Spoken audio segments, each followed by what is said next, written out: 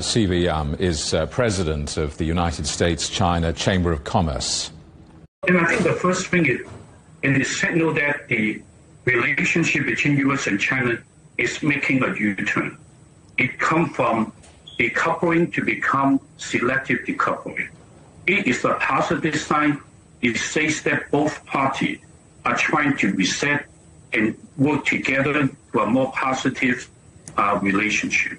So in regarding what the ultimate outcome come out, there have been rumors saying that China is going to buy 200 airplanes from Boeing, and NVIDIA will be allowed to sell some chip to China, and China is going to buy a whole bunch of soybean. So all those are positive, and it shows that both parties are willing and have the intention of building a more positive relationship, and that's good for business.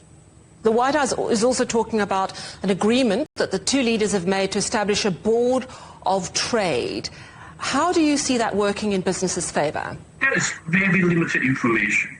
Based on my understanding, the board of trade would be targeting to low value added, non-technical, not sensitive, very, very little technical content. It's basically a low-end consumer product. So our members, very few, if any, are engaged in this segment of the product.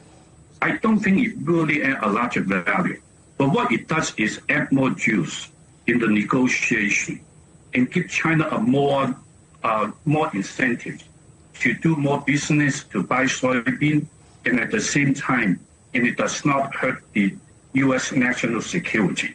It's also good for small business. Before the trade war, a lot of those products sold by China to the United States, in these kinds of products are through the e-commerce, Amazon, eBay, because they have $800 exemption. But once when that being revoked, and it really hurt a lot of individual small business and also the consumer.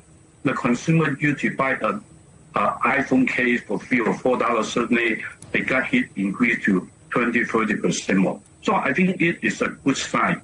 I don't think you're going to see a lot of economic impact. The tariff truce between the two nations expires in November. We haven't heard of any possibility of an extension at this stage. How much uncertainty is that creating for business? It's a lot of uncertainty, but having said that, in the last 24 months or even 18 months or 12 months, we have seen a lot of uncertainty.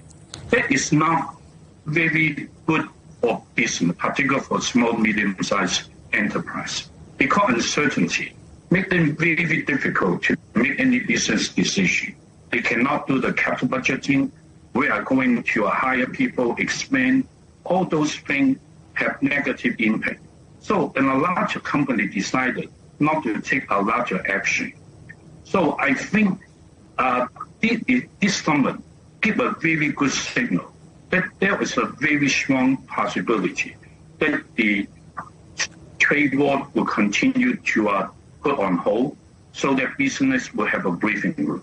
So, and the uncertainty is not good, but at the same time, this summit has reduced the uncertainty. We reduced the level of uncertainty. The uncertainty is always there.